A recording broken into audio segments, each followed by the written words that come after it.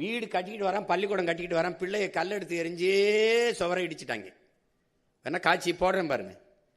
கால கொடுமை இதெல்லாம். இலவசத்துக்கு ஒதுக்கப்படுகிற அந்த நிதியை உற்பத்தி உழைப்பில் ஈடுபடுத்தி நிலையான வருவாய் வருவதற்கு ஈட்டி அப்படி வளர்த்து கொண்டு போறதா அது நாடு. அப்படி கொண்டு போறதா நாடு. அதனாலதான் இந்த இலவசத்தை நாங்க ஒழிப்போங்கிறோம். இலவசங்கிற சொல்லே இல்ல, 3 தான் இலவசம். அறிவை வளர்க்கும் கல்வி, உயிரை காக்கும் மருத்துவம், தூய குடிநீர். தரமா எல்லா மக்களுக்கும் சரியா சமமா கொடுப்போம். அதுதான் 3. மற்றதெல்லாம் இலவசம். எதுவும் இலவசம் கிடையாது. இது ஒரு சின்ன உங்களுக்கு ஒரு மாதிரி தான் காட்டியிருக்கேன் நான். இதை ஒவ்வொரு கல்வினா கல்வியே 1 மணி நேரம் 2 மணி நேரம் ஓடும். வேளாண்மை பல பிரிவுகளாக ஓடும். அப்போ மருத்துவத்தை இன்னும் எப்படி காட்டும்னு அது ஒவ்வொரு தடவையாக நான் ஒவ்வொரு ஊர்லையும் 2 கூட்டங்கள் பேசுவேன் ஒரு நாளைக்கு. ஒவ்வொரு கூட்டத்திலையும் போட்டு காட்டுவேன்.